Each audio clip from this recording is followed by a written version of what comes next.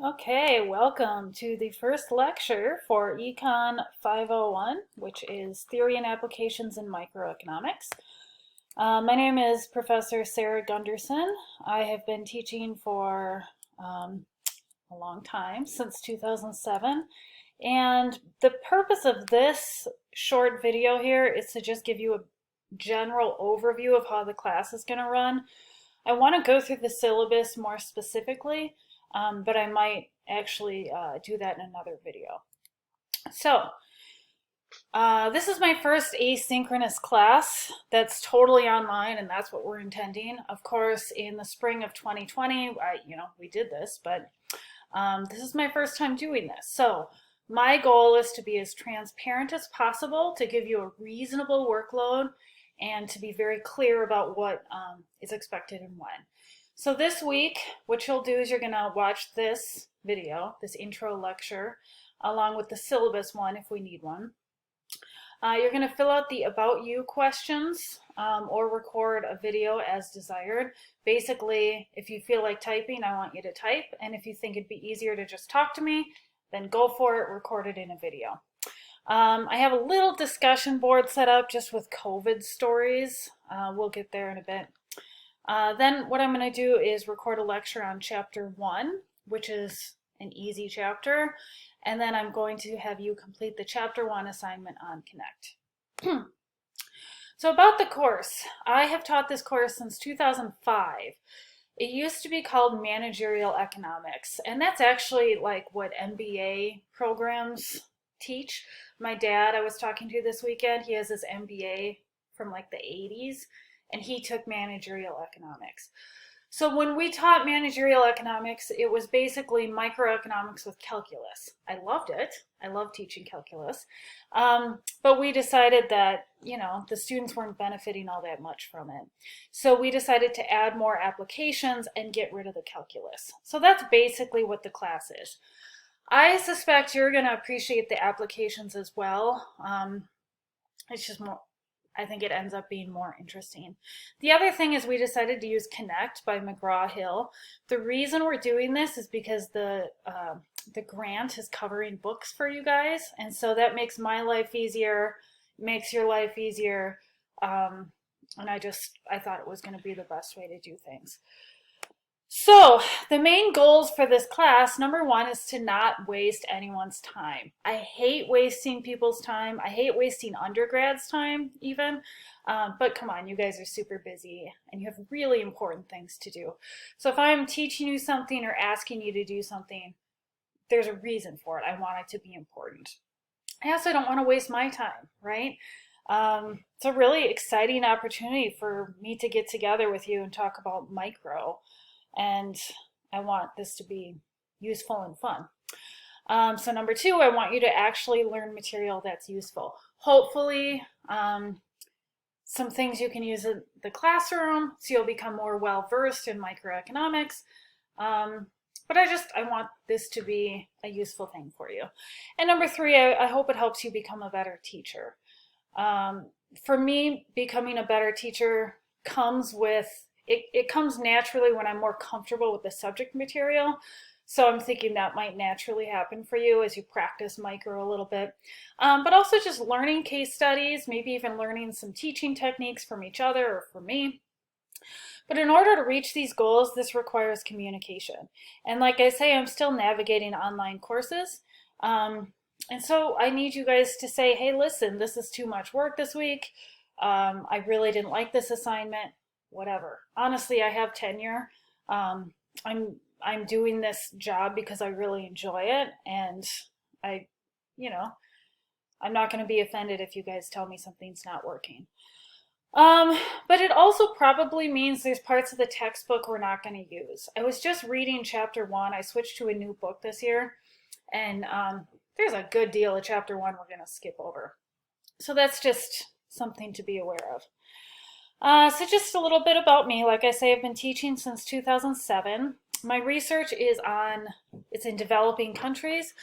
I've worked with data from Ghana and also from a country called the Gambia. The Gambia study is actually really interesting for you guys. So we found that beating, like corporal punishment, is super common in the Gambia and a lot of developing countries. Like 79% of teachers beat their students. And so we looked at the relationship between being beaten and test scores among fourth and sixth graders. And we found that students that have been beaten score significantly worse on tests. And students that have been praised, depending on if it's public praise or private praise, do better. And actually giving prizes seemed to be the most important thing. But I also look at religion, specifically Pentecostal religions, gotten really deep into a very specific thing that very few people care about, but I enjoy doing it quite a bit. So I used to hate microeconomics. When I was an undergrad and I took micro, I thought, this is just the worst. What is with all these, tables? So we did marginal analysis. I hated it. Got to grad school, I ended up liking it a little bit more. And when I started teaching, I just really started enjoying it. The reason I like micro, number one, there's right answers. But number two, there's a challenge, right? It's a challenge for me as a professor to make micro interesting. So one thing I do, maybe I'll do it with you guys, is I play a microeconomics related song before every class, right? Because it's just not inherently as interesting as macro. So I really like the challenge. Micro tends to be some of my favorite classes.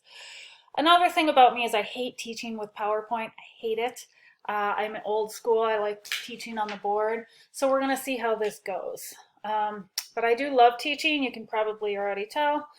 So I'm super excited to be working with teachers. Finally, I hate busy work, as you've probably deduced. So if you find yourself doing pointless work, please communicate with me. I think we can accomplish our goals without a bunch of tedious, busy work. Okay. Oh, this is also my family. There's my husband, Scott, and I have a 1-year-old named Ina and a 4-year-old named Martin. So that's the story. I live in Valpo. So about you, I really want to find out about you. I'm super excited to teach you. I had sent you guys a Flipgrid link the first day of class, or not the first day of class, like in the middle of summer. So that's what I want you to do. Just record a little thing, just so I can see your face and you can meet each other. And then I've also posted an About Me assignment on Blackboard. So if you could please complete that, that would be wonderful. I am going to try to have everything due Sunday nights at midnight, just because I think that will probably help with your schedule the most, but communicate with me if that doesn't work. Okay. So the syllabus, I think we can do it. I've got a 15-minute max on this lecture. Let's try. And if we run out of time, I'll record another lecture.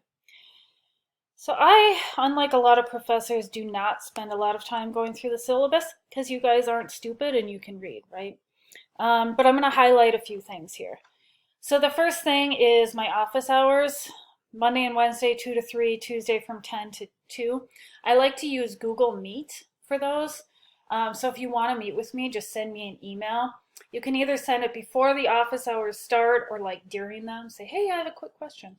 And also, you guys are busy. I'm busy. You can just email me and we'll set an appointment another time. I do have 2 young kids, so evenings aren't super easy for me, but we can make it work if we need to. There we go. Look at this. I'm skipping all this.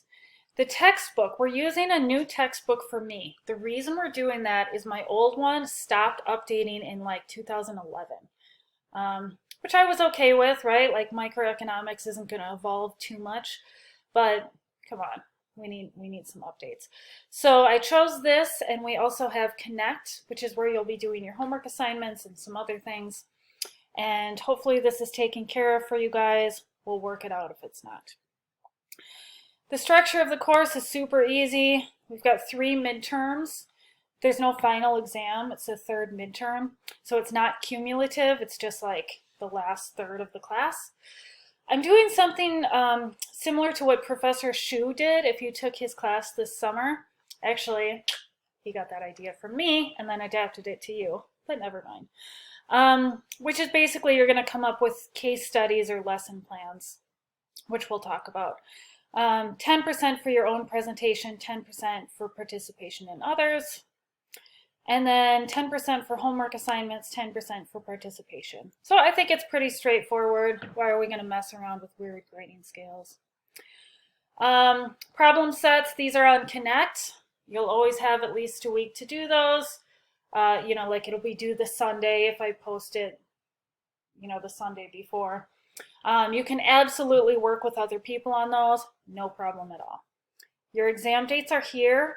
Now Mike, my colleague, Professor Shu, told me to mention to you guys, let me know if one of these is a super busy week for you, because I'm not aware of what your schedule is.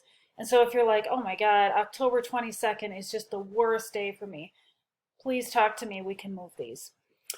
And then the case studies or the lesson plans. Basically, when I taught this last year, I had students take over a class. So for example, a student took over a class talking about Amazon. Is Amazon a monopoly? And, he led a discussion, gave a lecture, worked out super well, and the students really liked it. They could choose things they were personally interested in, and they felt like they were actually getting useful skills. So what Mike decided to do this summer, and I'm copying him, is to have you guys actually lead a lesson on something, because then hopefully it's actually useful. And so that's my thinking there. So we have, I believe, 11 students in this class, so some of you might have to double up on topics. You can read this, but you can have an option of working together or working separately. Participation, you can figure that out. Look at this. I'm not going through any of this because you can read.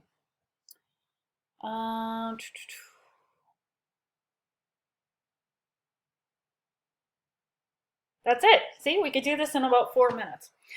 So one thing about me and the way that I like to teach is I like to gauge your guys' understanding before I write lectures or come up with things. So I'm not comfortable like posting the whole semester in advance, because what if you guys are struggling? What if you come up with ideas I hadn't thought of? That's just not my style. So you'll see I don't have specific dates on here. I know that might be really frustrating to you since you're so busy. But I promise you by the Sunday coming up, I'll have everything posted for you to do that week, do the next Sunday. So you'll have at least a week to do everything. And if you need more time, just talk to me. We've got our exam dates. Oh, I actually did give you a final exam date here, which is Wednesday, December 15th at midnight.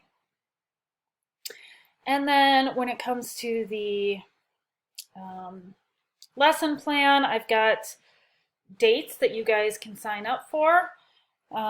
Opportunity cost, supply and demand, elasticity, whatever. So take a look at this, think what is something I'm interested in, I'm good at, I want to learn more about, whatever, and you can sign your name up. Like I say, some of you are going to have 2 people on that date. And just some examples from last semester, a student was interested in the defund the police movement. He actually did a really great job relating that to opportunity cost. I had a student who was super into GoPro, so he did a case study. This was a really good one. What is the price elasticity of demand for in-person and online movies? Someone did NCAA. And then 3 of my favorites were actually the big 3, Amazon, Facebook, and Monopoly, and Google. And students covered whether they're monopolies.